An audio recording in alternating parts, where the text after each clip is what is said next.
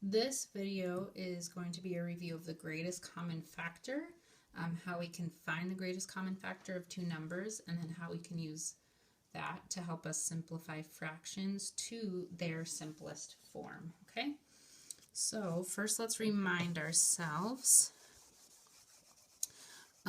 what a factor is. Really quick and simple. If we have 3 times 4 equals 12, 3 and 4 are your factors, and 12 is your product. So factors are the two numbers in a multiplication problem that will give you your product when multiplied together. Okay, so let's take a look at, first of all, how to find the greatest common factor. So let's start with 8 and 12. If we want to know what the greatest common factor between those two numbers are, let's start by simply making our factor rainbows.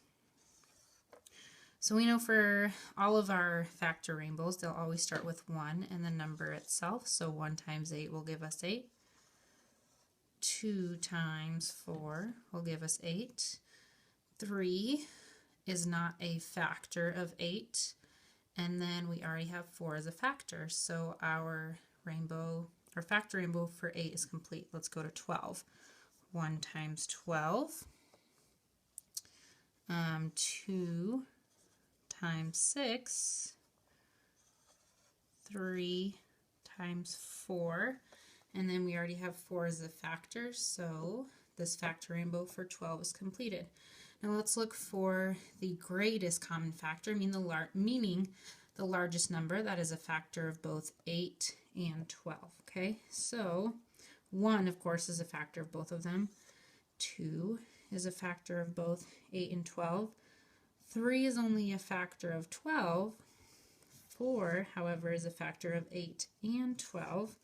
6 is only a factor of 12. 8 is only a factor of 8, and then 12 is only a factor of 12. So our greatest common factor between 8 and 12 is 4, because that's the greatest common number that they share that is a factor of both numbers. So let's see how we can use that to simplify a fraction.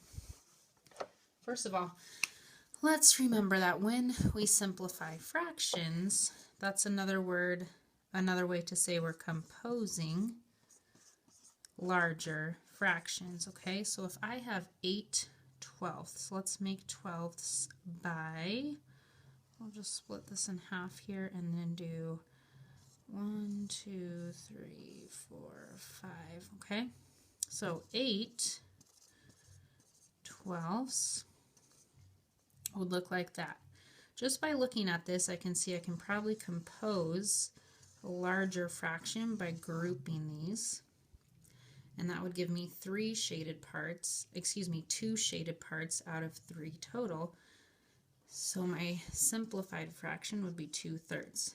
Let's see how we can use the greatest common factor to arrive at this same fraction without having to go through and draw our area model of fractions. Okay, so remember we determined that the greatest common factor of 8 and 12 was 4. So if we have 8 twelfths and we want to simplify that even further, we'll divide by our greatest common factor on both the top and the bottom. So 8 twelfths divided by 4 over 4. 8 divided by 4 is 2. 12 divided by 4 is 3. And that simplified fraction matches our area model. And we are able to use division without having to go through and draw a model and kind of circle that to compose those larger fractional units. So 2/3 is our simplest fraction because 2 and 3 cannot be simplified anymore. They don't have any other common factors except for 1.